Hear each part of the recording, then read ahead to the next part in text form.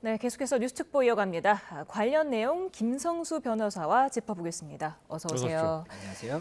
네, 오늘 지금 6차 변론이 진행되고 있습니다. 윤석열 대통령이 직접 출석한 거는 4번째입니다. 오늘 오전부터 증인 신문이 있었는데 여태까지를 좀 총평해 주신다면 어떻게 할 수 있을까요? 예, 지금 현재까지의 상황을 조금 설명을 드리면 이제 이해가 조금 되시는데 도움이 되지 않을까 싶어서 좀 말씀을 드리겠습니다. 예, 일단 이 재판이라는 것에 대한 설명을 드리겠습니다. 이 재판이라는 것은 이 사실관계, 이 진실이 무엇인지를 확정하는 게 가장 먼저입니다. 그리고 나서 이 진실이 법적으로 어떠한 행위에 해당하는지 이 법리 판단을 하는 게 이제 두 번째라고 볼 수가 있거든요. 그렇다 보니까 사실관계가 무엇인지가 가장 중요한 부분이라고 볼 수가 있고 지금 이 증인신문을 하는 것 자체가 이 사실관계를 확정하기 위한 그런 절차라고 볼 수가 있습니다. 그리고 이번 이 탄핵 심판에서 쟁점이 되는 사실관계는 이 국회가 지금 탄핵 사유를 5가지를 들었습니다. 그래서 이 부분 5가지 말씀을 드리면 이 계엄 요건 위반, 그러니까 비상사태가 아닌데도 계엄을 했다라든지 계엄 선포 절차 위반, 이 국무회의 심의를 거치지 않았다라든지 또 세 번째가 국회의 기능을 마비하려고 시도했다. 지금 뭐 국회 해제 의결을 막으려고 했다. 이런 이야기가 나오지 않습니까? 그래서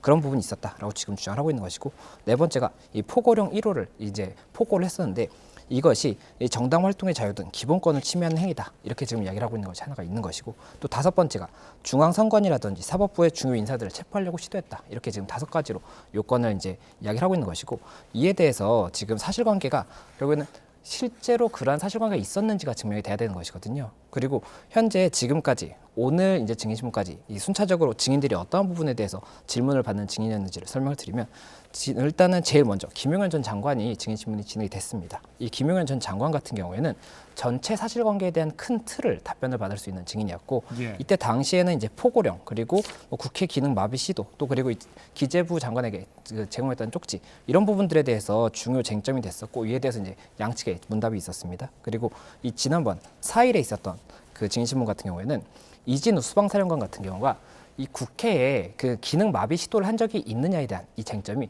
국회에 군 병력이 갔던 것은 맞지 않습니까? 이것은 이제 다툼이 없는 사실이 될 수가 있는 것인데 이때 당시에 국회에 병력이 갔던 이유가 무엇인가가 굉장히 중요한 겁니다. 국회 기능을 마비하기 위한 그런 목적이었는 것인지 아니면 윤석열 대통령 측에서 주장을 하는 것처럼 이 부분 국회의 뭐 안전 유지라든지 질서 유지 이런 것들을 위한 것이었는지 이것이 쟁점이 되는 것이고 그때 병력이 투입됐던 것이 수방사 그리고 특전사 이렇게 두 곳이었습니다. 그래서 이진우 수방사령관 같은 경우에는 수방사의 어떠한 지휘를 했던 지휘자라고 볼 수가 있지 않습니까? 예. 그렇기 때문에 어떠한 목적으로 그 현장에 갔었는지에 대해서 누구로부터 어떠한 지시를 받았는지 이에 대해서 어떻게 행동했는지 이런 것들을 확인하는 그 과정이 있었던 것이고 이 4일에 여인영 방첩사령관 그리고 이 홍장원 전 국가정보원 1차장 같은 경우에는 이 두 사람은 체포와 관련한 겁니다. 주요 인사 체포 시도가 있었는지에 대한 이 사실관계를 따져봐야 되는 부분이 있거든요. 그렇다 보니까 주요 인사 체포 시도에 대해서 뭐 명단을 받은 것이 있는지 실제로 뭐 체포를 위해서 어떤 뭐 대응을 한 부분이 있는지 이런 것들에 대한 쟁점이 됐던 부분이 있기 때문에 이에 대한 문답이 있었던 것이고 오늘 같은 경우에 지금 현재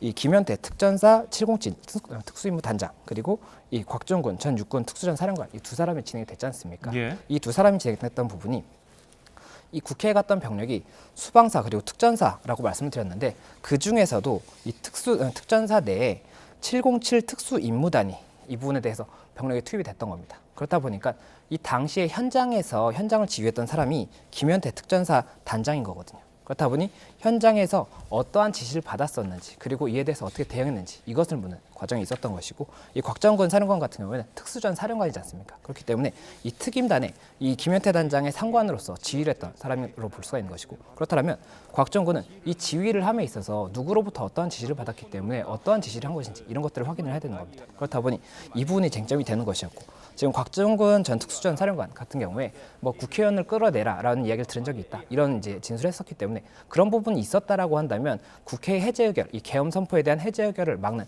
그런 시도가 있었다라고 본다거나 아니면은 이 국회의 기능을 마비하려고 한 시도의 목적이 있다라고 볼 수가 있는 것이기 때문에 이에 대한 부분이 굉장히 중요한 쟁점이 됐었던 부분이고 이에 대해서 이제 여러 가지 뭐 문답이 있다 보니까는 그 해석이 중요한 부분이 될 수가 있는 것입니다. 그리고 지금 현재 진행을 하고 있는 박춘섭 대통령실 경제수석 같은 경우에는 아무래도 지금 현재 이 체포라든지 국회 기능 마비 시도 이쪽과 관계가 있는 증인이라고 보기보다는 그 국가 비상사태가 아님에도 불구하고 계엄을 선포했다라고 한다면 계엄의 요건을 위반한 걸로 될 수가 있습니다. 선포의 요건을 위반한 것이 될 수가 있는데 지금 윤석열 대통령 측에서 주장을 하고 있는 것은 이 당시가 뭐 여러 가지의 탄핵 사건이라든지 또 그리고 뭐 국가 예산에 대한 삭감 이런 부분 자체가 국가 비상사태라고 본인은 판단할 수 있었다라고 주장을 했지 않습니까? 예. 이에 대한 사실관계를 증명하기 위해서 이 경제 수석을 통해서 당시의 예산 삭감의 상황이라든지 그러니까 어떠한 예산이 삭감됐다는 것인지 이런 것들을 지금 질의하고 있는 것이 아닌가 생각이 듭니다. 예.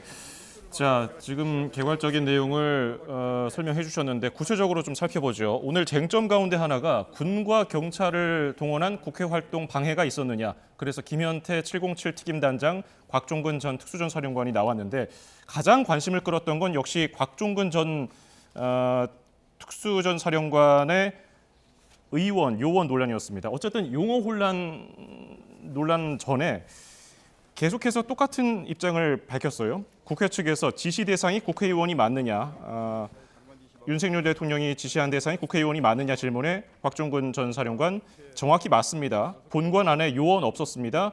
국회의원이라고 생각합니다. 똑같은 입장을 견지한 것 어떻게 보셨습니까? 예, 일단 이 특전사 이 707 특임단이 그 저희가 영상을 봤을 때 국회 창문을 깨고 들어가는 군인들이 있었습니다. 그 사람들이 이제 이 707 특수임무단 이 단장과 그리고 나머지 이 부하들이었다고 볼 수가 있거든요. 그렇다 보니까 이 부분에 대해서 김현태 이 단장이 왜 이렇게 행동했느냐에 대해서 물었을 때는 당연히 상관의 지시를 받고 행동을 한 거지 않습니까? 예. 그리고 이 상관이 곽정근 전 사령관이기 때문에 지금 전 사령관에게 물어보게 된 겁니다. 그리고 국회에서 여러 차례 이 곽정근 사령관은 이 당시에 내가 들었던 것이 대통령으로부터 직접 전화를 받고 그때 당시에 의결 종족수가 되지 않은 것 같다. 이 150명이 되기 전에 국회의원들을 끌어내라. 문을 열고 들어가서 끌어내라라는 이야기를 들었다라고 지금 증인 서술을 계속해서 해왔거든요. 그렇다 보니까 이 부분이 윤석열 대통령이 주장한 것과 굉장히 배치되는 사실관계이기 때문에 어느 쪽의 말이 신빙할 수 있는지가 쟁점이 되는 것이고 지금 현재 뭐 여러 가지 이야기가 나온 상황이고 또 이제 의원, 요원 같은 경우가 김용현 전 장관의 이 진술 과정에서 이 곽종근 사령관이 의원이라고 했느냐 아니면 요원이라고 했느냐 빼내는 사람에 대해서 의원을 빼내라고 한 것인지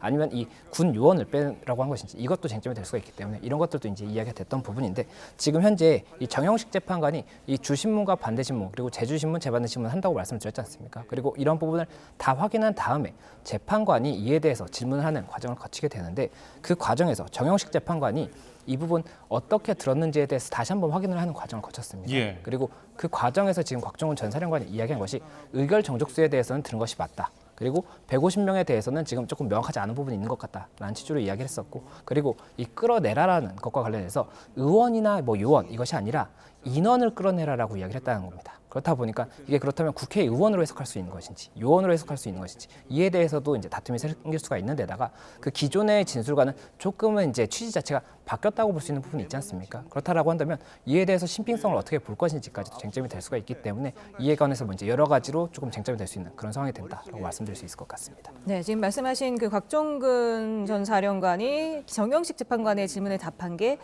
대통령한테 아직 의결 정족수가 안 채워진 것 같다. 빨리 국회문을 부수고 들어가서 안에 있는 인원들을 밖으로 끄집어내라는 건 정확히 들었다고 말을 했고 150명 이야기는 나중에 기억이 났는데 이건 김용현 전 장관에게 들은 것 같다. 이런 취지로 말을 했습니다.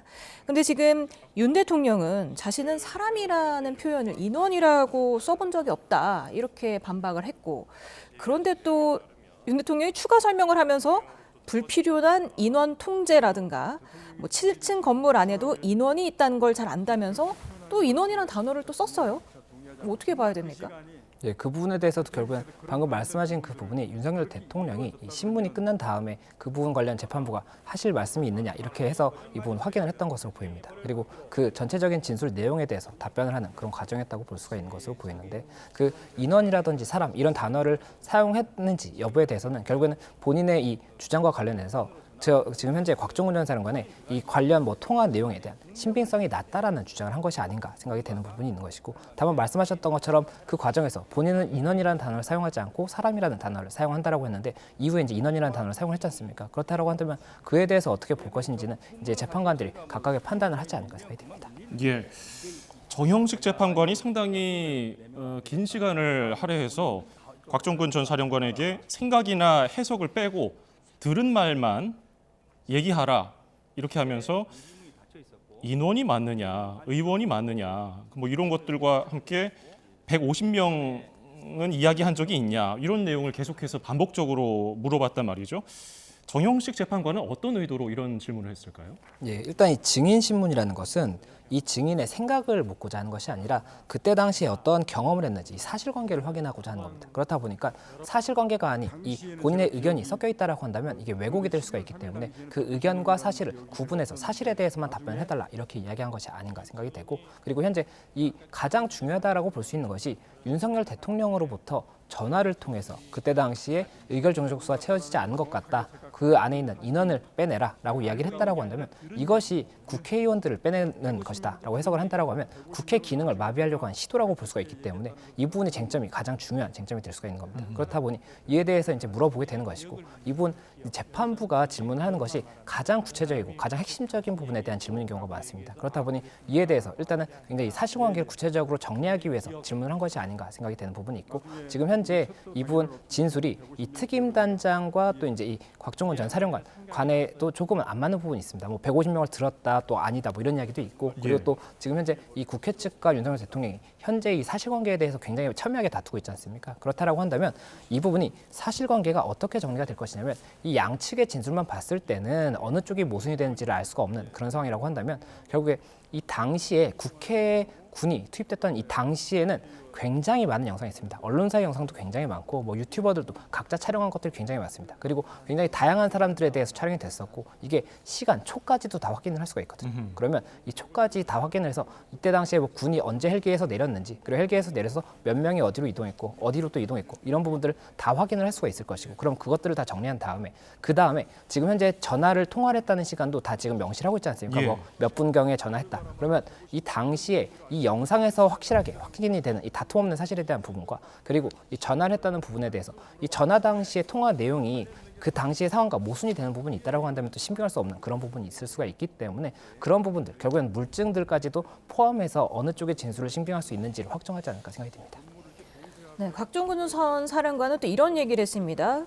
국회 철수는 나의 판단이지 윤 대통령이나 김용현 전 장관에게 지시를 받은 게 아니라는 거예요.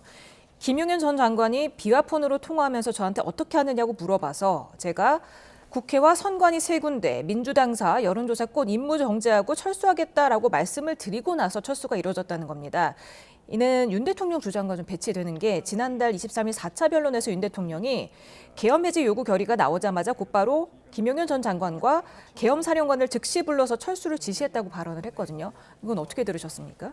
예, 그 부분에 대해서도 말씀하신 것처럼 윤석열 대통령 측이 사실관계를 주장하고 있는 부분과 배치되는 부분이고, 윤석열 대통령이 스스로 이 계엄 해제 의결이 되자마자 이 부분에 대해서 군병력을 철수하도록 하고 그 부분 뭐 여론조사 꽃 이런 곳에 출동하는 것에 대해서는 본인이 스스로 이 부분 가지 말라라고 이야기를 했다라고 하고 있는 것이고, 곽종군 전 사령관 같은 경우에는 본인이 먼저 이 부분 이야기를 했다는 것이거든요. 그렇다라고 한다면 그 사실관계 파악에 있어서 중요한 부분이 될 수가 있는 될 수가 있는 부분이 윤석열 대통령 측에서는 본인이 이 부분에 대해서 즉시 뭐 계엄 해제에 따른 이런 조치를 한 것 자체가 이 부분 형식적인 부분이었다. 실제 집행에 뭐 검토가 없었다. 이렇게 이야기하는 것과 괴를 같이 하는 부분이기 때문에 만약에 그 부분 사실이 다르다라고 한다면 중요한 사실관계가 될 수가 있기 때문에 이에 대해서도 어느 쪽의 진술이 신빙할 수 있는지에 대해서 여러 가지 증거의 다툼이 있지 않을까 생각이 됩니다. 예.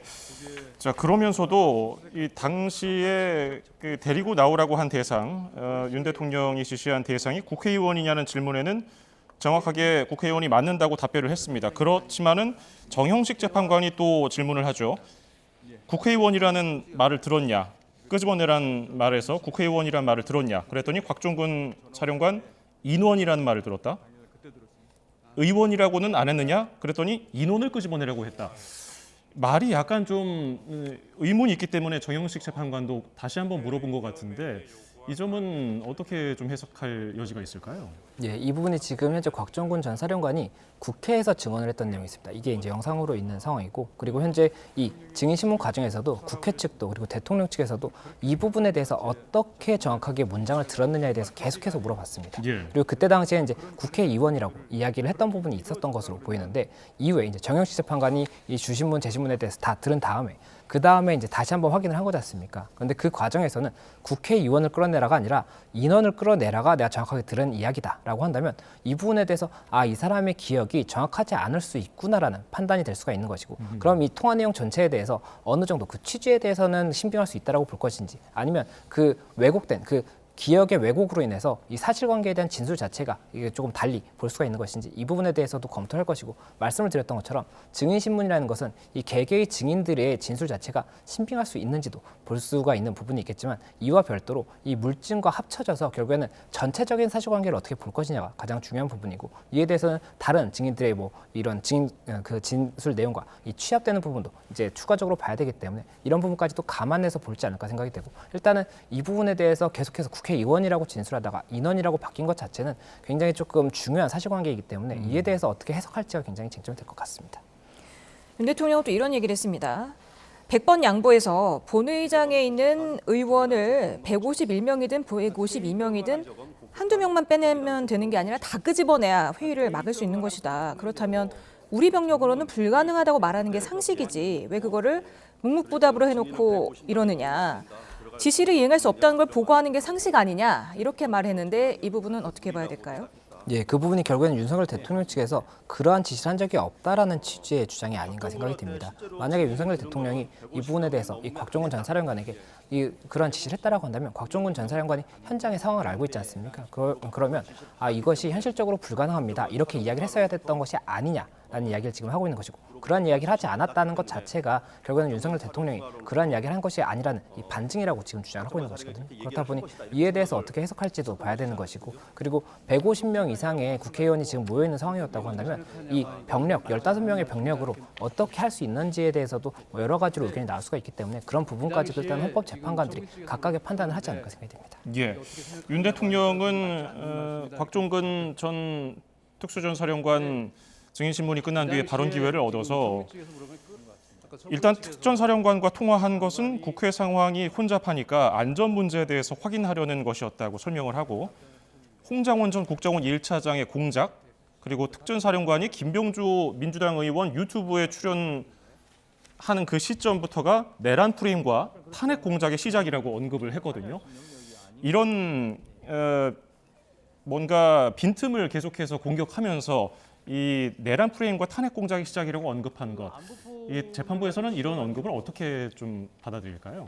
예, 일단 이 통화 내용에 관해서 지금 곽종훈 전 사령관이 주장을 하고 있는 것은 이 끌어내라라는 통화 내용이었다라고 이야기를 하는 것이고, 윤석열 대통령은 그러한 내용이 아니었다고 지금 이야기를 하고 있는 거지 않습니까? 예. 그러면 저희가 이 사건을 볼 때 이 증거들이 사실관계에 관해서 다툼이 없는 이 사실관계에 대한 증거가 있는 것이고, 다툼이 있는 사실관계에 대한 증거가 있는 겁니다. 지금 같은 경우에 통화를 했다는 것에 대해서는 양측 다 다툼이 없는 겁니다. 다만 그 내용에 대해서 지금 다툼이 있는 것이고, 이 내용에 대해서 어떻게 볼 것인지는 뭐 진술이라든지 뭐 추가적인 증거, 그리고 그때 당시에 뭐 그 이야기를 들은 다음에 행위 이런 것들을 통해서 확인을 할 수가 있을 것이기 때문에 저희가 그것을 봐야 될 것으로 보이고, 그리고 지금 윤석열 대통령 측에서 어떠한 뭐 지금 목적이 있는 것이다 이렇게 이야기하는 것 자체가 지금 윤석열 대통령 측의 주장과 배치되는 증인들이지 않습니까? 이 배치되는 증인들에 대해서 저희도 증인신문을 할 때 이 사람이 국회 측인지 아니면 뭐 피청구인 측인지 이것에 따라서 아무래도 어떠한 목적을 가지고 증인을 신청하는 거지 않습니까? 이 신청을 할 때도 어떠한 부분을 증명하겠다라는 것인데, 이 당시에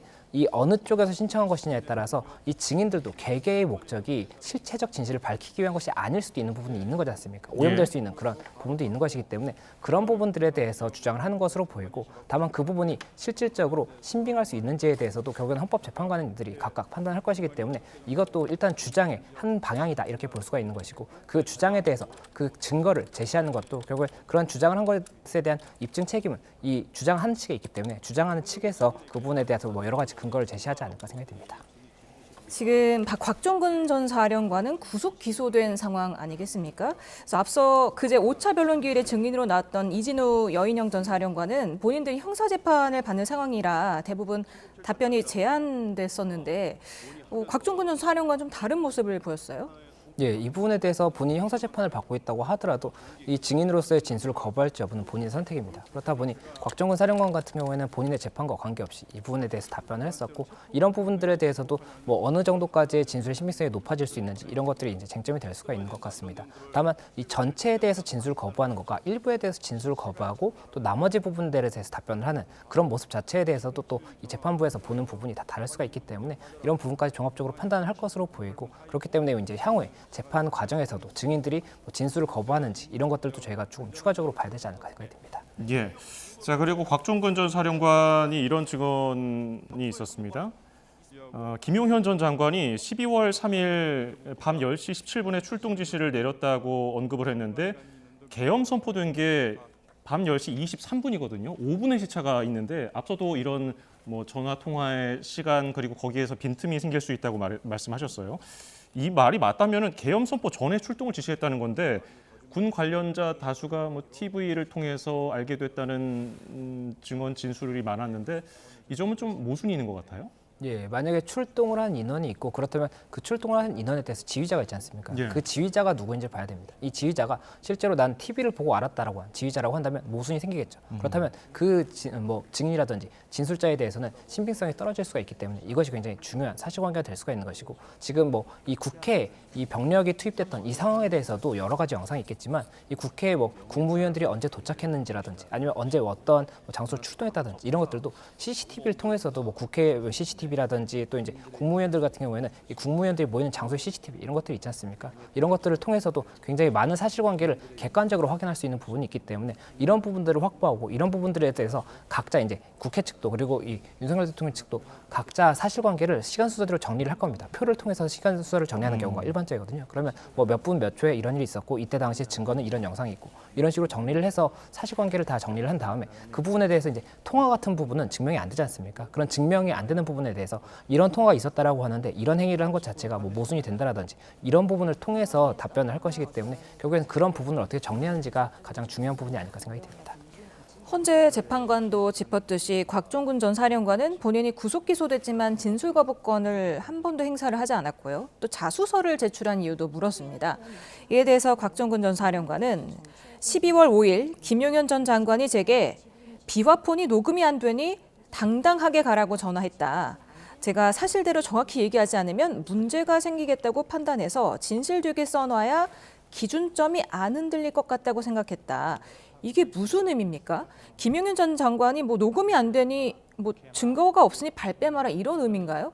네, 일단 말씀하신 내용대로라고 한다면 그런 취지로 해석이 될 가능성이 있을 것 같습니다. 결국에는 김용현 전 장관이 이 사실을 밝히는 이런 부분에 대해서 오히려 진술을 오염시키려고 하는 시도가 있었다. 이런 취지로 지금 주장을 하고 있는 것이기 때문에 이 부분에 대해서도 앞서 말씀을 드렸던 것처럼 이 진술이 오염될 수 있는 뭐 증인이라든지 이 진술 같은 경우에는 이 부분의 신빙성을 굉장히 낮게 파악할 수밖에 없기 때문에 그런 시도가 있었는지에 대해서도 쟁점이 될 수가 있는 것이고 다만 이 부분에 대해서는 헌재에서 이 부분이 쟁점이 된다라고 드러내놓고 지금 뭐 확인을 하고 있지는 않지 않습니까? 그렇기 때문에 이에 대해서는 다른 증거들을 통해서 어떻게 증명할 수 있을지를 양측 다 고민할 수밖에 없지 않을까 생각이 듭니다. 그런데 정확히 얘기하지 않으면 문제가 생기겠다고 판단했다는 건 이게 무슨 의미입니까? 어떤 네. 문제가 생긴다는 걸까요? 당연히 실체적 진실을 정확하게 이야기를 하는 것이 맞죠. 수사기관이든 뭐 법원이든 당연히 그렇게 해야 되는 것이 맞고 그렇게 하지 않는다라고 한다면 오히려 그 부분이 뭐 여러 가지 뭐 법적이든 아니면 사회적으로든 문제가 생길 수 있다라는 취지가 아닌가 생각이 되고 그렇기 때문에 그런 부분에 대한 답변까지도 어느 쪽을 더 신빙할 수 있을지를 봐야 될 것 같습니다. 자신에게 불리한 상황이 올지라도 자신은 진실을 밝혀야겠다 이런 뜻일까요? 그렇게 해석될 여지도 있는 것 같습니다. 예. 곽 전 사령관은 윤 대통령과 김용현 전 국방장관에게 국회 철수하라는 지시를 받은 적이 없다는 증언도 했거든요.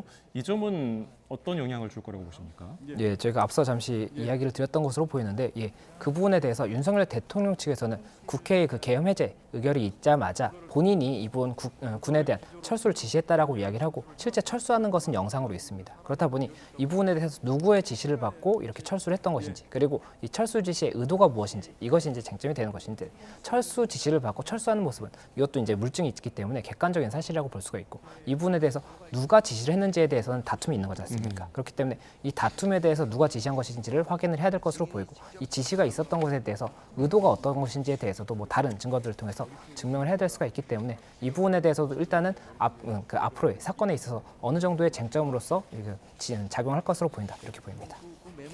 지금 국회 대리인단이 곽 전 사령관에게 유리창을 깨고서라도 국회 본관 안으로 진입해라. 국회의원 150명이 넘으면 안 된다. 문짝을 도끼로 부수고라도 안으로 들어가서 다 끄집어내라 하며 대통령님 지시다 이렇게 했다는 공소장 내용이 사실이냐 이렇게 물었더니 지금 여러 가지 상황이 혼재돼 있다. 제가 하라고 지시한 게 아니라 대통령과 김용현 전 장관이 지시한 내용을 참모들 그리고 현장 지휘관과 논의한 내용이 쓰여 있는 것이다. 이렇게 말을 했는데 그러니까 자신이 그런 지시를 내린 건 아니고 대통령과 장관의 지시를 그냥 전하기만 했다. 이런 건가요?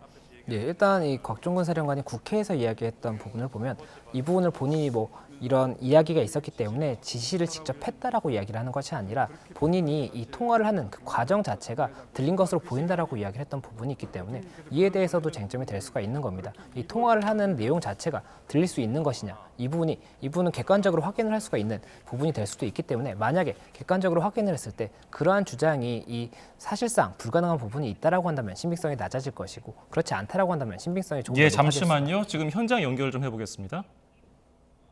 탄핵 정국이 조성이 된 거 아니냐 이렇게 의심된다 이런 발언을 했습니다. 오늘도 피청구인 윤석열은 반성 대신 거짓의 탑을 또 한 번 쌓았습니다. 이런 부분들 조만간 헌재의 명쾌한 결정으로 분명한 거짓임이 드러날 것입니다. 그때 과연 피청구인 윤석열은 또 어떻게 반응할지 정말 귀추가 주목됩니다. 대한민국의 혼란상을 야기한 책임과 반성으로 일관하기를 다시 한번 촉구합니다. 이상입니다. 오늘 피청구인 대리인들의 특징을 제가 조금 떠오르는 게 있어서 말씀을 드리면 아까 707 그 특임대장 앞에 특임대장에 대해서는 박범계 의원이 회유한 것 아니냐라는 식으로 허위로 이렇게 질문을 했는데 전혀 아니다라고 명백하게 얘기를 했고요. 그 다음에 또 하나는 이제 곽종근 전 특전사령관에게는 통화 내용에 대해서 전혀 사실과 다른 얘기를 전제로 하면서 이런 얘기가 있었다는데 어떠냐라고 계속해서 질문을 했지만 곽종근 전 특전사령관은 명백히 아니다라고 얘기를 했습니다. 그러니까 기본적인 전제부터 사실이 아닌 질문들을 한 두어 가지 해가지고 자기들이 원하는 답을 얻어내고자 했지만 그렇게 되지 않았다. 이 점을 말씀드리고 싶습니다. 그리고 오늘 전반적으로 707 특임대장과 곽종근 전 특전사령관의 증언은 명백히 피청구인 윤석열이 헌법 위반 행위를 했다는 것을 드러내는 것이라고 그렇게 요약할 수 있겠습니다. 예. 국민 여러분 답답하시죠? 그러나 6차 변론결까지 오면서 윤석열은 무너지고 진실은 서서히 드러나고 있습니다.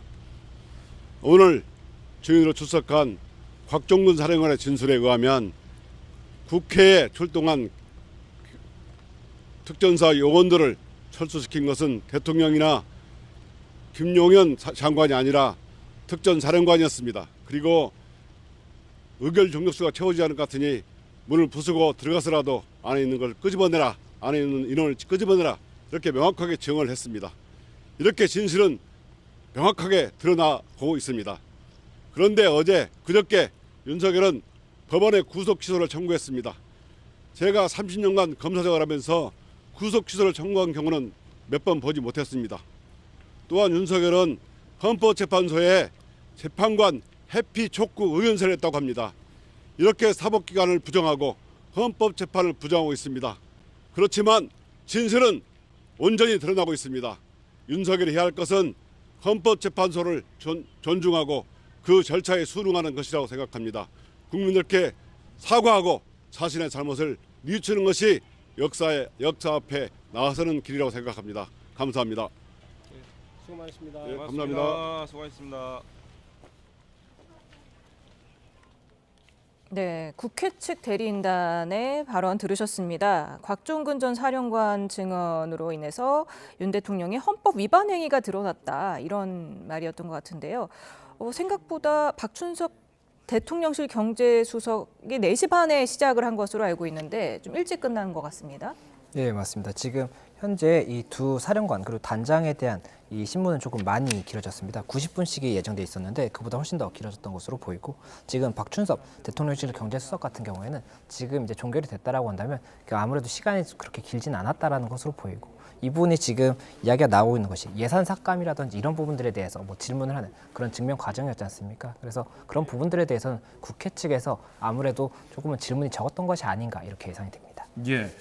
오늘 6차 변론 기일에서 김현태 특임단장과 박춘섭 대통령실 경제수석 비서관은 대통령 측의 증인이었고 곽종근 전 특수전사령관은 국회 측 증인이었는데 국회 측에서 이 곽종근 특수전사령관으로부터 좀 의미 있는 증언들을 많이 뽑아냈다고 볼 수 있을까요? 네, 그 부분에 대해서는 해석하기에 나름일 것 같습니다. 지금 일단은 뭐 의원이 인원으로 바뀐 부분 이런 부분들에 대해서는 아무래도 국회 측의 주장과 잠시만요. 저희 다시 한번 현장으로 가보겠습니다. 흔들릴 여지는 거의 없어 보이던데요. 뭐 재판부도 그러시지 않을까 그렇게 생각합니다. 그렇게 자신할 수 있는 자신 못할 이유가 뭐가 있을까요? 반문 드리고 싶은데. 그러니까 결국 대통령한테 명시적으로 의원이라고 들은 건 아니고 임원이라고. 그 워딩이 뭐 구체적으로 뭐가 됐든 그 사태 초기부터 해왔던 얘기가 있지 않습니까? 그리고 오늘 우리가 그동안 뭐 수사 기록이나 방송을 통해서 보다가 대면에서 지금 재판정에서 직접 봤잖아요. 그 신빙성에 대한 판단은 아마 합리적인 판단을 하시는 분들은 다 공통적인 결론을 가지실 거라고 생각합니다. 혹시 그 윤석열 측에서 그 내란과 관련해서 내란 공작이다, 탄핵 공작이다 이런 표현을 한 분이 정치비 작성을 주장하고 나선 거에 대해서는 좀 어떤 입장이세요? 뭐 그렇게 그런 말씀에 대해서는 진지하게 대응을 하고 싶은 생각이 안 드네요. 약간 본질을 좀 호도한다고 보여지는. 예, 굳이 뭐 반박할 가치를 느끼지 않습니다. 관련해서 뭐 저도 느낀 게 오늘 있는 게 오늘 이제 김현태, 곽종근 두 증인의 증언을 종합할 때 제가 판단하기로는 국회에 그 피청구인이 병력 투입을 지시한 것이 사실로 넉넉히 판단할 수 있다라고 보입니다. 이 곽종근 사령관이 피청구인으로부터 의결 종족수가 안 채워진 것 같다. 국회 문을 부수고 들어가서 인원들을 끄집어내라는 말을 들었다고 분명하게 증언을 했습니다. 우리 국회가 의결한 탄핵소추 의결서에 기재된 매우 중요한 부분에 대한 명백한 증명이 오늘 잘 되었다라고 평가합니다. 오늘 피청구인이 탄핵 공작이라는 취지를 입에 올렸는데요. 얼마 전 부정선거 의혹 제기에 이어서 이번에 탄핵 공작 의혹 제기를 언급하는 피청구인을 보면서 신속하게 탄핵 심판이 인용되어야 하는 이유를 스스로 추가시켰다라고 평가합니다. 오늘까지 중요한 탄핵소추 사유에 대해서 증명이 충분히 이루어졌기 때문에 사실상 내일부터는 언제든지 인용 결정을 해도 무리가 없다라는 판단을 법률가들은 할 거라고 생각하고요. 네, 앞서서 저희가 이성윤 의원, 김기표 의원은 탄핵 소추인단이었는데 발언 전해드렸고 조금 전에는 국회 측 대리인단의 발언 전해드렸습니다. 국회 측의 주장이 사실로 판단되는 것으로 드러나고 있다. 병력 투입을 명령한 게 드러나고 있고 빨리 탄핵을 해야 하는 이유가 입증이 되고 있다. 이런 말을 한 것 같습니다.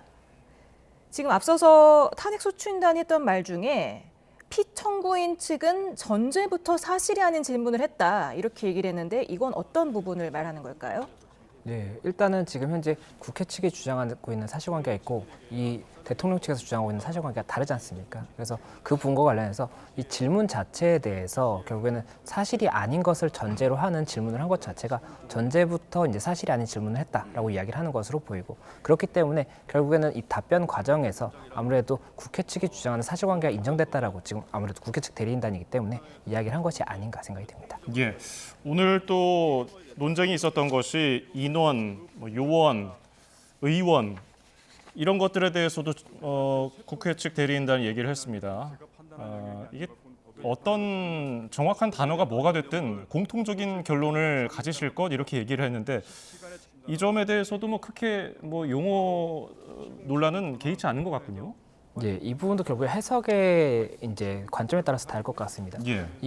이 특정 단어가 아무래도 좀 달리 이제 진술이 됐지 않습니까? 그럼 그런 부분들에 대해서 이것을 이유로 해서 전체적인 이 진술에 대한 내용이라든지 뭐 기존의 주장 이런 부분들이 신빙할 수 없다라고 판단할 수 있는 것인지, 아니면은 그런 뭐 일부 단어가 달리 이제 이야기가 됐다고 하더라도 이 전체적인 사실관계에 대한 이 증명에는 뭐 조금 달리 뭐 볼 수 있다 이렇게 보는 것인지, 이것이 쟁점이 될 수가 있는 것이고, 국회 측에서는 이러한 부분에 대해서 전체적인 내용의 틀을 봤을 때는 이 기존의 곽종근 전 사령관의 진술이라든지 이 특임단장의 진술 자체가 동일한 사실관계를 진술했다라고 주장을 하는 겁니다. 그렇다 보니까 이 부분 관련 사실관계가 인정됐다라고 이야기를 하는 것이고, 아마 윤석열 대통령 측에서는 이제 향후에 그 입장이 나오겠지만 그 부분에 대해서 뭐 이런 특정 단어가 틀린 부분이라든지 어떠한 모순되는 답변 이런 것들을 아마 이야기하지 않을까 생각이 됩니다.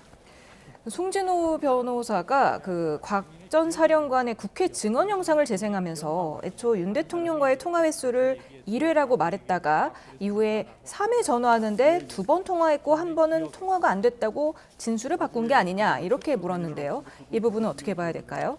예, 그런 부분들에 대해서도 결국에는 이 진술이 본인한테 불리한 진술이 있을 수가 있지 않습니까? 양측이 다 있기 때문에. 그렇다고 한다면 이 반대 측에서는 이 부분 진술이 사실이 아니라는 것을 증명을 해야 되는 것이고, 그 방법 중에 하나가 이러한 객관적인 물증과 반대되는 내용을 진술했다는 것 자체를 이제 근거로 들 수가 있습니다. 그렇다 보니 이 통화 내용 자체가 굉장히 중요한 상황이고, 통화를 몇 번 했는지도 굉장히 중요한 사실이 될 수가 있는 것인데, 이에 대해서 횟수가 달랐다라는 것 자체가 이 곽종근 전 사령관의 이 진술 자체의 신빙성을 낮추기 위한 그런 시도가 아니었나 생각이 되고, 이에 대해서 어떻게 해석할지도 저희가 조금 더 봐야 될 것 같습니다. 예. 자, 그리고 이 곽 전 사령관은 당시에 그런 투입, 국회 병력을 투입한 것에 대해서 적합성 판단을 잘 못했다고 얘기를 했고요. 계엄군 국회 투입 자체는 잘못됐다 판단했다. 이렇게 얘기를 했어요. 국회에 군을 투입한 건 잘못이라는 발언을 오늘 직접 한 건데, 이게 기소된 인원이 이런 발언을 하는 것에 대해서 어떤 의도로 이런 말을 했다고 보세요?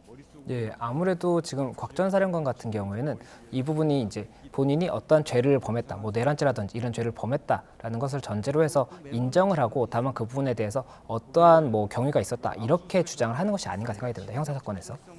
그렇다라고 한다면 결국에는 이 부분 내가 이 당시에는 이것이 어떠한 뭐 위법이 되는 것 자체에 대해서 이해를 하지 못했지만, 향후에 지금 그 이후에 이 법을 판단을 해보니 잘못된 부분이 있었던 것 같다 이렇게 이야기를 한 것 자체가 결국에는 형사 사건에서의 본인의 이 방향과 좀 궤를 같이 하는 그런 진술이 아니었나 생각이 듭니다. 지금 계속해서 이고은 변호사 그리고 김성수 변호사와 얘기를 나눠보도록 하겠습니다.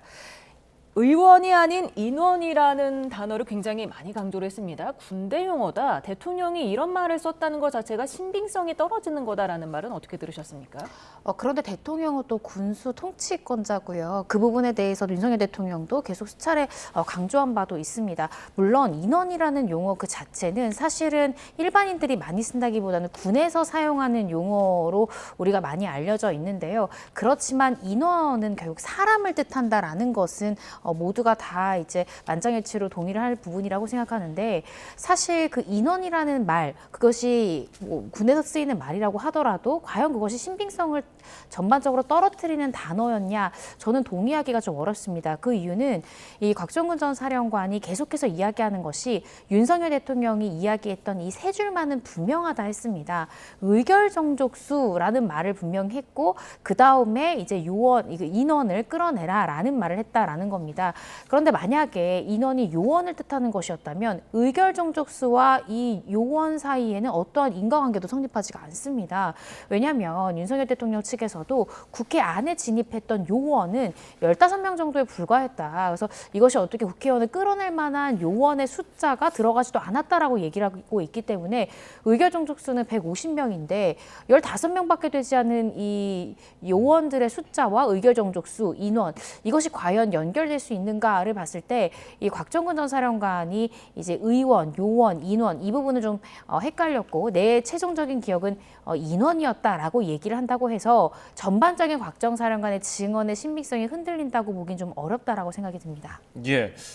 윤곽근 변호사, 추가적으로 계엄 선포부터 현재까지 이면에 뭔가 작동이 의심된다, 특정한 방향으로 진행된다는 의심을 떨칠 수 없다 이렇게 얘기했는데, 앞서서 윤 대통령도 그 홍장원 전 1차장 그리고 특전사령관과 김병주 의원 유튜브 출연 이게 이제 내란 프레임과 탄핵 공작의 시작이라고 언급을 했거든요.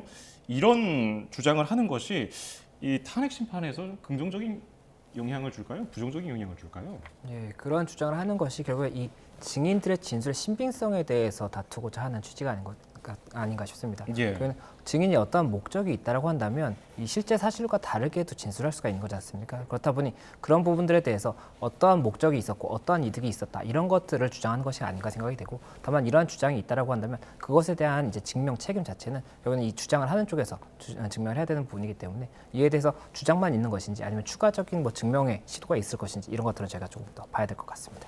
네, 오늘부터 오전에 시작을 하지 않았습니까? 오전 10시에 시작을 해서 지금 8시간여 만인 오후 6시 10분에 변론이 종료가 됐는데 오늘 어떤 거를 가장 중점적으로 들으셨어요? 전 사실 이 김현태 특수임무단장이 과연 12월 9일에 사실은 이 본인이 자청해서 기자회견 형식처럼 열지 않았습니까? 예. 그때 자신의 지시를 따랐던 이 부하 직원일 수 있는 이 부대원에 대한 안타까운 마음, 그래서 국민께 이 구대원에 대해서는 깊은 용서를 구하면서 모든 법적이든 도덕적이든 모든 책임은 이 지휘를 했던 지휘관이었던 내가 짓겠다라면서 눈물까지 보이기도 했고요. 또 본인이 스스로 써서 준비해온 종이에 있는 많은 말들을 낭독하기도 했습니다. 저도 굉장히 인상 깊게 봤는데요. 그렇다라고 한다면 오늘 이제 증언대에 서서는 과연 어떻게 진술할 것인가, 이 12월 9일에 있었던 이 기자회견 때 당시의 진술이 그대로 유지될 것인가, 저는 이 부분을 주목해서 봤는데 많은 부분이 또 일부 달라지기도 했습니다. 그래서 입장이 좀 달라지면서도 또 다시 계속 추궁해서 질문을 하면 이전에 12월 9일에서 이야기했던 부분들이 다시 나오기도 했고요. 그런 모습들을 보이기도 했는데 어찌됐던 윤석열 대통령 측에 조금 유리하게 진술이 돌아선 모습들도 우리가 볼 수 있었다는 것도 눈여겨봤고요. 또 이 곽종근 전 사령관 같은 경우에는 윤석열 대통령과 함께 어떻게 생각하면 공범의 위치에서 이 구속 기소된 상태에서 재판을 받는 인물입니다. 오늘 진술 거부권을 과연 행사할 것인가, 아니면 하루 전인 국회에서 보인 태도처럼 꿋꿋하게 자신이 여태까지 일관되게 진술했던 부분을 증인으로서 진술할 것인가, 이 부분도 좀 주목해서 봤는데요. 역시나 이 하루 전에 본인이 입장을 밝힌 것과 동일하게 이 국회 측 질문이라든지 아니면 이 피청구인인 윤석열 대통령 측의 이 질문에도 진술 거부권 행사하지 않고 증언 거부하지 않고 모두 다 소신껏 대답하는 모습이 또 인상적이었습니다. 말씀해 주신 대로 이 김현태 육군 특수전사령부 707 특수임무단장 증언이 달라진 부분에 많은 언론도 집중했습니다. 오늘은 곽종근 특전사령관 통화에 끌어내라 국회의원 단어가 없었다라는 말을 했거든요. 이 말이 달라짐으로써 이게 본인의 앞선 주장이 좀 그 신뢰성이 떨어지게 됐는데 이거는 어떤 의도에서 이런 태도 변화를 보였을까요? 네, 일단 증인이 이 답변을 하는 것이 실제 진실을 이제 뭐 조금 더 구체적으로 말하는 그런 과정에서 변경이 된 것인지 아니면은 뭐 다른 목적인 것인지에 대해서는 저희가 알 수가 없는 부분이고 이런 부분들에 대해서 결국에는 그 기존에 이 진술들이 있었지 않습니까? 그리고 그것에 대해서 반대되는 부분이 있다라고 한다면 이에 대해서 신빙성을 어떻게 볼 것인지는 결국에는 이 재판관들이 판단을 하게 될 것입니다. 그리고 이 부분 저희가 진술 자체에 대해서도 굉장히 집중을 해서 이 부분 모순이 있는 것인지도 봐야 되지만 결국에는 이 전체적인 사실관계를 인정하기 위해서 이 각각의 증인 신문을 진행을 하는 것이고 이 증인들 간의 신문 답변 내용이 모순이 되는 부분이 있다라고 한다면 그것도 또 신빙성이 낮아질 수가 있거든요. 그래서 그런 부분까지 봐야 되는 것이고 또 추가적으로 물증이 어떤 것들이 나오느냐에 따라서 이 진술 자체가 뭐 일부에 대해서는 뭐 신빙할 수 있어서 객관적 사실로 보이는데 뭐 일부에 대해서는 사실로 보이지 않는 그런 부분도 있을 수가 있기 때문에 이런 것까지 저희가 종합적으로 봐야 되는 것이고 특히나 오늘 사건에서 이 곽종근 전 사령관이 이 본인이 그 의원들을 끌어내라라든지 어떤 인원들을 끌어내라 이런 이야기를 들었다. 그리고 또 의결 종족수를 들었다. 이것 자체가 상당히 굉장히 중요한 부분일 수가 있기 때문에 이에 대해서 굉장히 많은 다툼이 있었던 것으로 보이는데 이에 대해서 어떻게 볼 것인지는 저희가 추가적으로 봐야 되는 부분이 여러 가지 있는 것 같습니다. 이 특임단장과 이 부분에 대해서 조금 이야기가 안 맞는 부분이 있었던 것으로 보이거든요. 특임단장은 제가 그 영상을 봤을 때는 150명에 대해서는 들었고 의결 종족수는 못 들었다라고 이야기를 하고 있고 이 곽종근 전 사령관 같은 경우에는 이 150명에 대해서는 이야기를 지금 명확하게 기억이 나지 않는다. 라고 하고 의결 종족수는 명확하게 들었다라고 이야기를 하고 있는데 이것이 문제가 되는 것이 이 곽정근 전 사령관이 이야기를 하는 것이 본인이 직접적으로 이 부분을 이야기한 것이 아니라 본인이 스피커폰으로 이야기를 하고 마이크를 통해서 다른 사람들에게도 들린 것 같다라고 이야기한다고 하면 이 들은 내용이 동일해야 되거든요. 그런데 그런 부분들에 대해서 기억이 조금 다른 부분이 있기 때문에 이것을 어떻게 해석할 것인지에 대해서도 쟁점이 될 수가 있는 것이고 이렇게 쟁점이 됐을 때는 결국에는 다른 물증을 통해서 확인이 필요하지 않을까 생각이 듭니다. 네. 방금 말씀하신 대로 김현태 특임담장이 좀 말이 12월 9일 때 긴급 회견했을 때랑 오늘 헌재에서 말한 거랑 좀 달랐습니다. 끌어내라와 국회의원이라는 단어 그리고 케이블 타이의 목적 이 부분인데요. 지금 저희가 녹취가 준비가 되면 바로 틀어드리도록 할 텐데요. 지금 지난해 12월 긴급 회견과 오늘 6차 변론기일의 내용을 한번 비교해서 들어보도록 하겠습니다. 예, 준비가 되면은 들어볼까요? 국회의원들이 모이고 있단다. 뭐 150명을 넘으면 안 된단다. 막아라. 안 되면 들어가서 끌어낼 수 있겠냐. 뭐 이런 뉘앙스였습니다.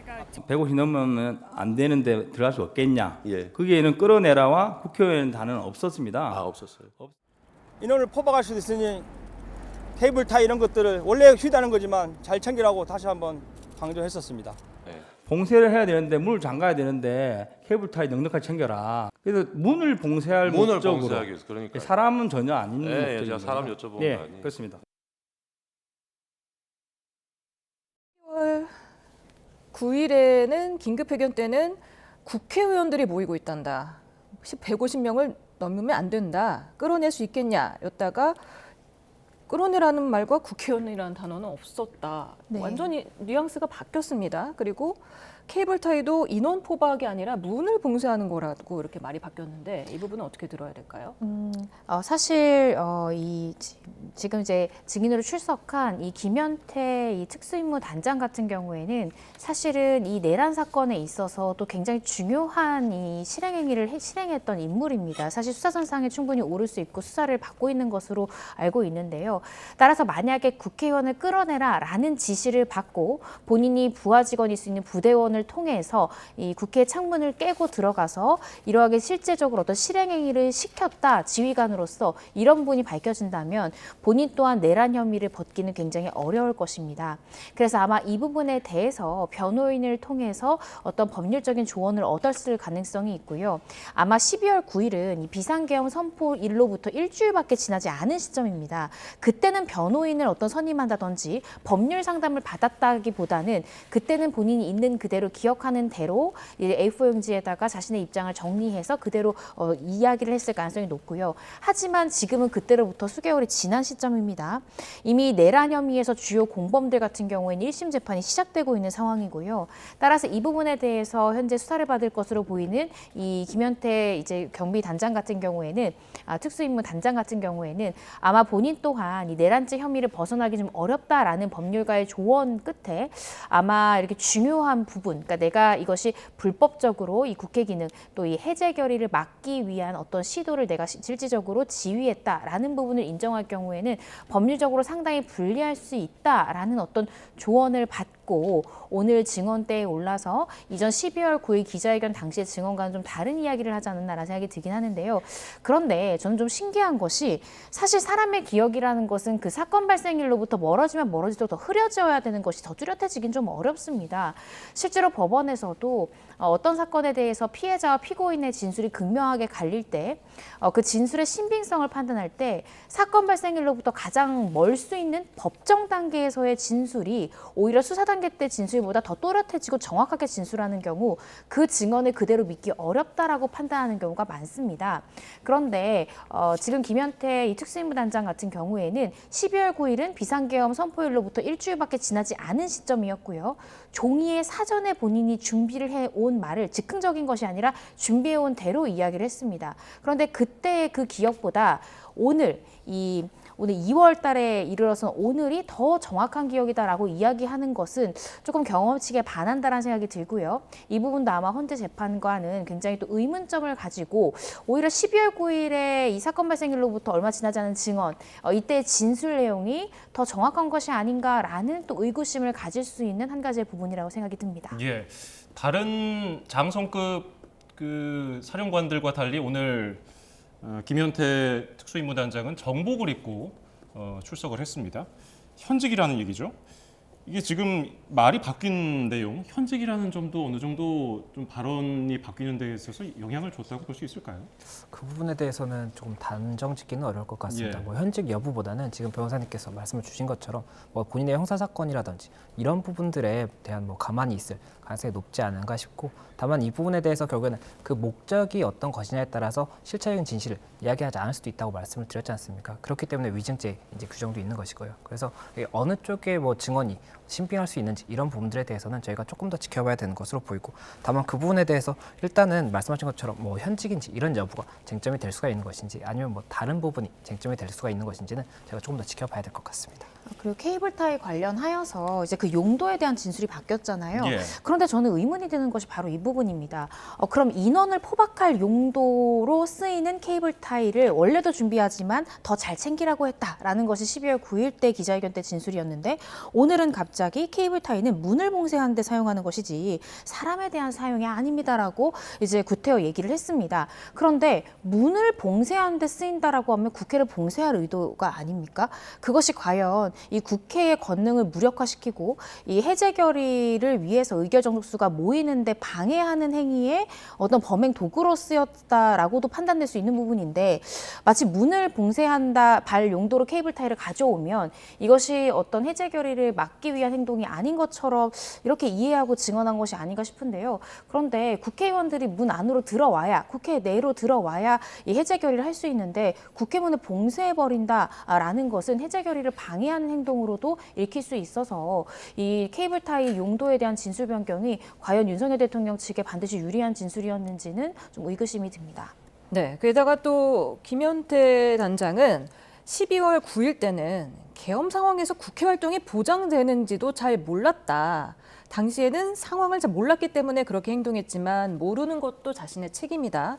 부대원들을 내란죄가 될 수 있는 상황에 처하게 한 것도 자신의 책임이다. 이렇게 얘기를 했는데, 오늘은 그게 아니고 순수하게 병력이 간 부분에 대해서는 법적으로 문제가 없을 수도 있다. 이렇게 말을 했는데 이게 어떻게 바뀌었다고 보시는 겁니까? 그래서 저는 사실은 오늘 증언 전에 이 법률가와의 어떤 교감이랄지, 어떤 법률적으로 혹시나 내가 오늘 하는 증언이 내가 수사를 본격적으로 받게 된다고 하면 어떻게 나에게 유불리가 작용할 수 있는가에 대한 이 법조인의 조언을 얻었을 가능성을 제가 자꾸 의구심을 제기하는 겁니다. 왜냐하면 저는 사실 12월 9일 기자회견 당시에 내가 사실 계엄 사태를 처음 아마 겪어봤을 것이고, 그런 상황에서 이 국회의 기능만을 막아서 안 된다라는 것을 거의 10시 21분, 거의 30분경에 이 TV를 보고 계엄 선포를 알았다는 거 아닙니까? 그럼 그 짧은 새에 법조인도 아닌 이 군 관련된 장성이 어떻게 바로 법조문을 찾아보고 국회의 기능은 막으면 안 되고 이건 막아도 되고, 이것을 알기 굉장히 어렵거든요. 그래서 이 계엄 당시에도 국회의 기능만은 막으면 안 된다는 걸 그때 몰랐습니다. 그렇지만 그러한 법률의 부지도 다 나의 책임입니다라는 것이 오히려 더 솔직하고 또 굉장히 경호칙에 부합하는 진술이라고 저는 판단을 했습니다. 그런데 오늘은 돌연 이 법적으로 전혀 문제가 없는 행동이었다라는 것은 이제 법적인 평가를 하는 것입니다. 이전에는 내가 법조인이 아니기 때문에 급박한 상황 속에서 어떤 부분까지 제한되는지 이걸 몰랐다라고 이야기를 하다가 이제는 법적인 평가상 내가 문제가 없다라고 판단했다는 것은 누군가의 확인이나 검토 없이 이런 말이 나오기는 좀 어렵지 않나 조심스럽게 추측을 해봅니다. 예. 자, 그런가 하면은 윤 대통령 측 대리인단의 그 건물 봉쇄, 건물 확보 경계 뭐 이런 질문이 있었거든요. 이 녹취록인데 김현태 707 특임단장은 네, 맞습니다. 이렇게 얘기를 했단 말이죠. 이 내용도 저희가 준비가 되면은 듣고 오겠습니다.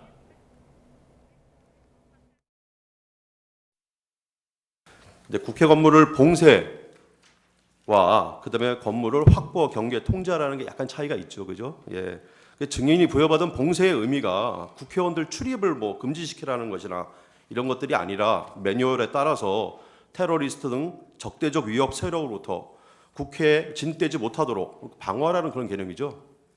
네, 맞습니다. 예. 정의는 그 특전사령관으로부터 지시를 받고 그냥 출동한 것이고 그것은 뭐 전혀 불법이거나 그런 게 아니지 않습니까? 적법한 거 맞죠? 네, 지금은 그렇다고 생각하고 있습니다. 예. 네. 지금은 그렇게 생각하고 있다는 거는 그때와 지금은 생각이 바뀌었다는 걸로 들립니다. 그 네. 이유가 뭘까요? 그때는 틀리고 지금은 맞다. 뭐 이런 뉘앙스인지 이해하기 좀 어렵지만요. 그러니까 문을 봉쇄할 의도가 국회의원들이 결의하는데 방해할 의도가 아니라 국회의원들이 잘 결의할 수 있도록 외부의 어떤 테러리스트나 이런 것들이 들어올까 그것을 우려해서 우리는 안전확보 차원에서 이런 걸 확보하기 위해서 봉쇄했던 것이다. 라는 설명이거든요. 정말로 만약에 그런 의도였다면 국회의원만은 신분증을 확인하거나 어떤 신원 확인을 한 다음에 국회의원만큼은 제한적으로 들어오도록 했어야 됩니다. 그리고 그런 의도라면 구태여 창문을 부수고 들어갈 이유는 전 더더욱 없었다고 생각을 합니다. 왜냐하면 이 김현태 특수임무단장도 본인이 직접 지시해서 부대원들이 창문을 깨고 들어갔다라고 얘기하지 않았습니까? 테러리스트를 막기 위해서 정당하게 들어갔는데 창문을 부수는 불법적인 방법을 선택할 이유가 저는 전혀 없었다고 생각이 들고요. 또 오늘 이 진술 과정 중에서 이제 윤석열 대통령도 스스로도 발언한 부분이 있습니다. 이 곽종근 사령관 이 진술 후에 증언 후에 본인이 직접 진술한 부분들이 있는데 그 중에 이야기했던 것이 TV를 그 계엄을 선포한 다음에 국회 당시 상황을 내가 TV로 보고 있다가 너무 혼잡해 보여서 조지호 경찰청장 등에게 전화해서 이 상황을 좀 보고받았었다라고 이야기를 했습니다. 그렇다라고 한다면 많은 그때 당시 국회의원들이 국회로 결집하려고 했는데 이 경찰이 막아서고 많은 사람들이 많은 국회의원들이 들어오지 못하는 상황을 직접 목도했다는 거 아닙니까? TV로. 그렇다라고 한다면 현장에 있는 이 군인 통수권자 군인들이나 아니면 그 지휘관들에게 국회의원들만큼은 신원 확인해서 좀 빠르게 들어올 수 있도록 진입할 수 있도록 하라라는 지시를 분명히 했었어야 됩니다. 왜냐하면 계속 요원들은 끌어내고 국회의원 남기라라는 의도로 이 요원이었다라고 지금 주장하고 있기 때문인데요. 그런데 이러한 내용, 그러니까 이 국회의원들은 선별적으로 빠르게 들어갈 수 있도록 진입할 수 있도록 좀 도와라라는 지시사항이 있었다는 것은 그 누구도 이야기하고 있지 않고 윤석열 대통령 측에서도 내가 그런 지시를 했다라는 말이 나오고 있지 않다는 점에서 이것이 과연 요원을 끌어내라라고 했던 것이 맞느냐라는 점에서 많은 의문이 듭니다. 예. 국회 측 대리인단은 진입을 막는 상황에서 의원이 안에 있다고 생각을 안 했느냐 질문하니까 김현태 단장은 안에 누가 있을 거라고 깊게 생각을 못했다면서도 곽 전 사령관이 국회 전기를 차단하라는 지시를 내리니까 실제로 지하 1층에 가봤다고 얘기를 했거든요. 결국 국회 전기 차단하는 것도 이게 표결을 막는 입법 방해 행위라는 지적이 있던데 이 점은 어떻게 보셨습니까? 예, 말씀하신 것처럼 그 부분에 대해서도 이제 문답이 있었던 것으로 알고 있습니다. 다만 지금 제가 이 증인 신문 같은 경우가 기존에는 헌재가 이 기일이 다 끝난 다음에 그 다음에 이제 게시를 했었는데 지금은 각 증인 신문마다 바로 이제 게시를 하고 있습니다. 그래서 제가 앞서 이 특임단장 그리고 이 특수현 사령관에 대해서는 일부 내용을 보다가 들어왔었거든요. 예. 그런데 그 부분에 대해서 봤을 때는 지금 저희가 이게 알려져 있는 이 내용과 조금 다른 부분들이 좀 자세한 부분들이 있기 때문에 그런 부분들을 저희가 보고 평가를 하는 것이 조금 더 신중하게 낫지 않을까 생각이 듭니다.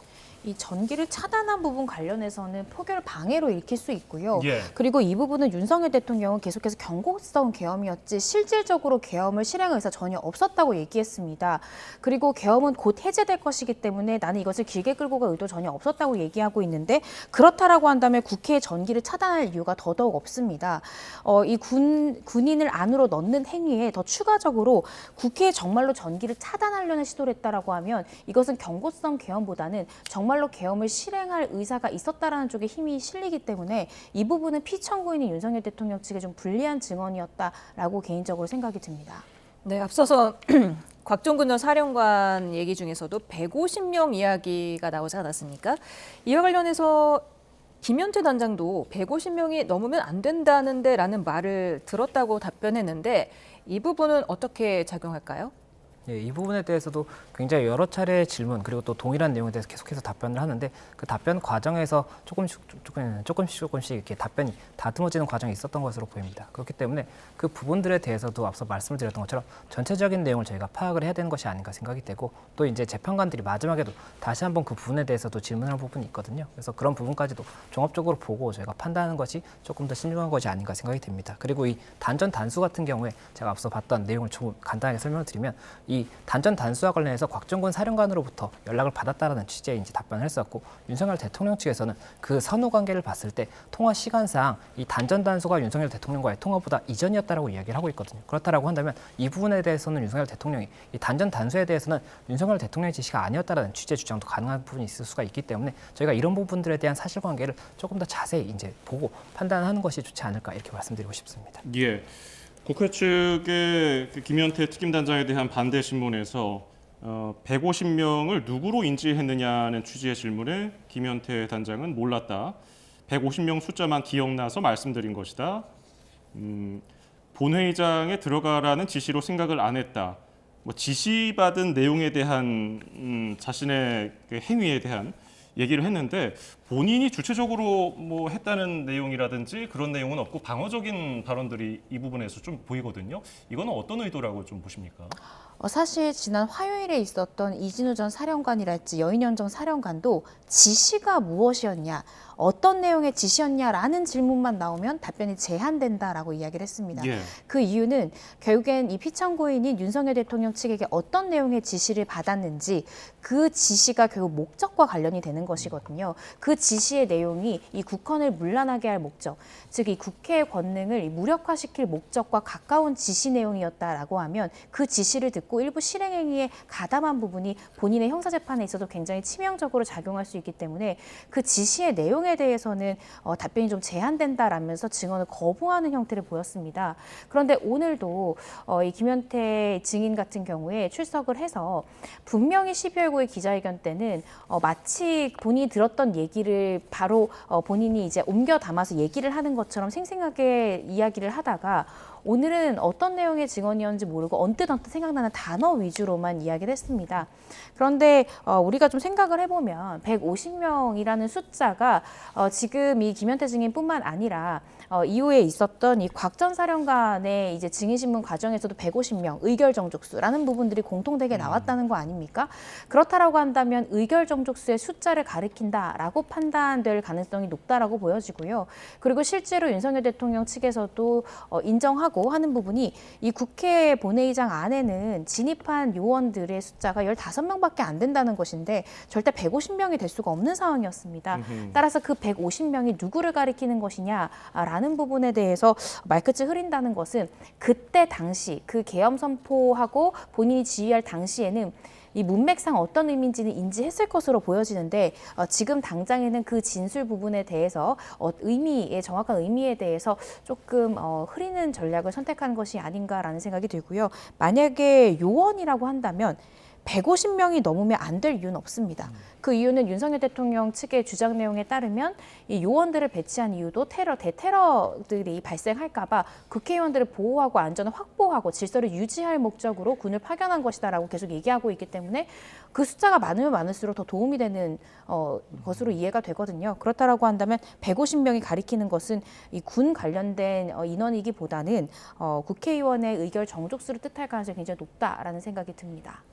사실 김현태 당장이 지난해 12월 9일 긴급 기자회견을 할 때 사실 신원이 기밀이지 않습니까? 네. 얼굴과 이름까지 공개를 하면서 눈물을 쏟으면서 어떤 책임이라도 자신이 지겠다 이렇게 말을 했던 인물이고 잘못에 대한 모든 책임을 다하고 스스로 죄를 물어서 사랑하는 군을 떠날 것이라고까지 말을 했어요. 근데 아직 현직에 있습니다. 그렇기 때문에 그 기자회견을 봤던 분들은 왜 윤 대통령 측에서 증인으로 신청했을까라고 의문을 가졌을 것 같은데 네. 이 부분은 좀 어떻게 보셨어요? 사실 그 12월 9일 기자회견 때 했던 말들은 사실은 윤석열 대통령 측에 좀 불리한 그런 기자회견 내용이었습니다. 그런데 그 기자회견 날로부터 이튿날에는 이 국회에 있는 국방위원회 긴급 현안 질의에서 이 안규백 국방위원장이 이 새벽 5시 50분쯤에 이 국회에서 왜 의원들을 체포하지 않았냐라는 취지로 물었고요. 김현태 단장에게. 그때 김 단장이 국회 안에서 의원들을 막아야 한다는 것을 지시받은 바 없었다라고 이 답변을 했습니다. 이 답변은 결국 국회의원들을 막아야 된다라는 지시가 없었다라는 이 진술이기 때문에 윤 대통령 입장에서는 이러한 이튿날 있었던 이 국회 긴급 현안 질의에서의 이 김현태 단장의 이 진술이 윤 대통령이 국회의원을 잡아오라던가 체포하라던가 국회의원을 끌어오라라는 지시를 한 적이 없다라는 이 윤 대통령의 이 주장 내용과 부합하는 측면이 있기 때문에 유리한 증인이다라고 생각을 해서 이제 신청했을 가능성이 있고요. 그런데 사실 저도 의문점이 들었던 게 그 한마디 빼고는 사실은 다 윤 대통령 측엔 불리한 진술들을 했던 김현태 단장이었거든요. 예. 그래서 구태여 윤석열 대통령 측에서 이 한마디 빼고는 다 불리한 이야기를 심지어 공개적으로 기자회견 자리에서 했던 인물을 굳이 이제 윤석열 대통령 측에 선택한 신청한 증인으로 부를 가치가 있을까였는데 오늘 이제 증언을 했을 때는 또 많은 부분이 윤 대통령 측에 유리한 이 증언이 나왔기 때문에 이러한 부분 유리한 부분들을 할 것을 어떻게 예상을 했었던 것인가라는 의구심이 조금 들긴 했습니다. 예. 자, 조금 전에 윤석열 대통령을 태운 법무부 호송차가 서울구치소에 돌아왔습니다. 조금 전 모습을 전해드리고 있는데요. 앞서서 한 30분 좀 넘은 시간 동안 이동을 했고 조금 전에 서울구치소에 복귀를 한 모습 보여드렸습니다. 자, 오늘 6차 헌법재판소 변론기일에 관한 이야기를 전해드리고 있습니다. 네, 현재까지만 지금 보고 나면은 좀 헌재 재판관들이 어떤 선택을 할 가능성이 높아 보이십니까? 일단은 그 오늘 뭐 신문 같은 경우도 그렇고 지난번 신문도 그렇고 여러 가지 해석이 가능한 부분이 있지 않나 생각이 됩니다. 그리고 현재 검찰의 진술 조서라든지 뭐 영상 그리고 또 이제 여러 가지 뭐 당일에 국회에서의 상황이 뭐 담긴 영상 또 통화 시간 이런 것들이 어디까지 확보됐는지를 저희가 알 수가 없기 때문에 그런 부분들을 종합적으로 판단을 해서 사실관계를 인정하지 않을까 생각이 되고 일단 이 각각의 증인 신문에 대한 답변 내용도 굉장히 중요합니다. 그렇지만 이 전체적인 사실관계를 인정함에 있어서는 결국에 이 한 사람 한 사람의 이 답변만 가지고 파악을 하는 것이 아니라 종합적으로 보는 것이기 때문에 저희가 그 부분까지도 봐야 되는 것이고 아직까지는 뭐 여러 가지 의견이 나온 것으로 보인다 이렇게 좀 해석할 수 있을 것 같습니다. 네, 이고은 변호사님께서는요? 네, 사실 많은 증인들의 증언들이 쏟아지고 있습니다. 우리가 이제 어떻게 생각하면 국회 측에 또 유리한 증인이라고 생각했던 사람들도 의외로 나왔을 땐 그렇지 않은 모습을 보이기도 했고요. 또 예상대로 증언한 증인들도 있었습니다. 아마 헌재 재판관들께서도 굉장히 또 고민스러운 부분들이 있어서 추가적으로 또 직권으로 증인을 추가적으로 채택하기도 하고 증인 신문을 계속 이어갈 것으로 보여지는데요. 그런데 제가 판단할 때는 여태까지 나왔던 증인들 중에는 제가 생각했을 때 만약에 제가 헌재 재판관이라면 가장 신빙성이 높다라고 평가할 만한 증인은 홍장원 증인과 오늘 있을 곽 전 사령관의 증언이라고 생각을 합니다. 그 이유는 증인들이 여러 명이 나올 때 그 증인들마다 어떤 증언의 가치가 있습니다. 즉 어떤 일반적인 형사재판에서도 피고인과 피해자 어느 쪽에 유독 가까운 인물이 나와서 증언을 하면 그것은 어떻게 생각하면 증언의 신빙성이 높다라고 평가하진 않습니다.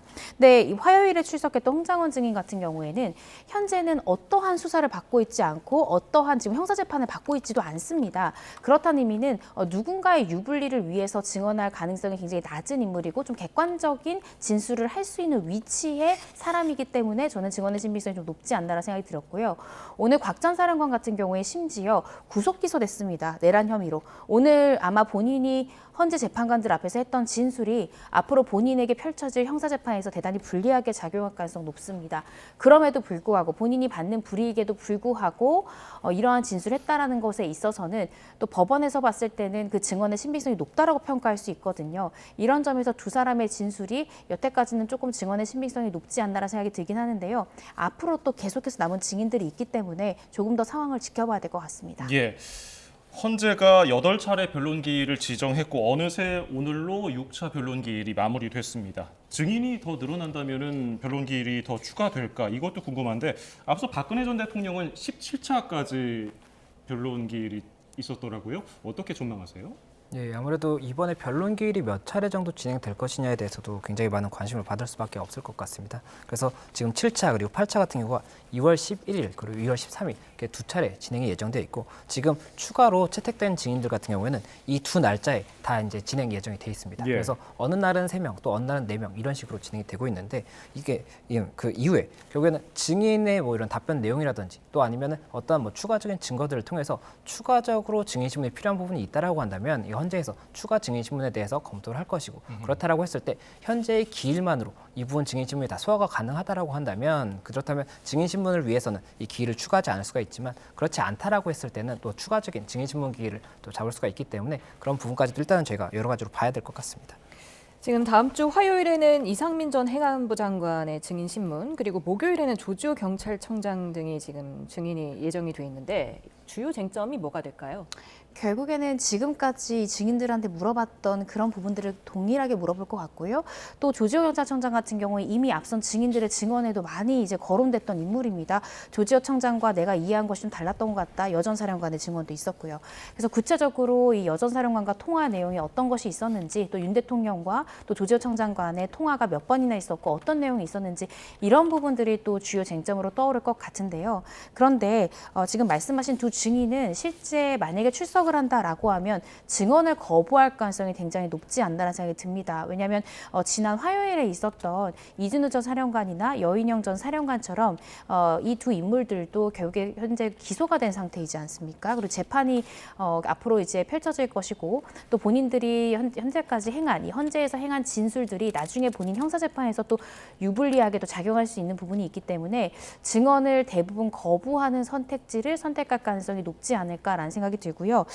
그보다는 제가 판단했을 때는 이 재판부가 직권으로 이 조성현 이 제1경비단장을 증인으로 채택을 해서 증인 신문이 이어질 것으로 보여지는데 이 부분을 우리가 좀 눈여겨봐야 될 것 같습니다. 예. 이 조 단장 같은 경우에는 이진우 전 사령관이 이 대통령이 4명이 1명을 들어서 업고 나와라라는 지시를 듣고 바로 조 단장에게 연락을 해서 국회의원들 끌어달라라는 지시를 하달받은 인물입니다. 예. 이 조 단장을 어떤 양측의 당사자의 신청이 아니라 이 재판부에서 직권으로 선택했다는 의미는 이진우 전 사령관의 지난 증언만으로는 누구의 말이 맞는지를 판단하기 어렵다라는 거죠. 그래서 이진우 전 사령관으로부터 그 지시를 바로 하달받은 밑에 직급에 있는 이 조성현 단장을 불러서 이진우 전 사령관이 증언을 거부했던 부분, 또 진술했지만 조금 모호하게 대답했던 부분들에 대해서 명확히 확인해보고 싶다는 것이니까요.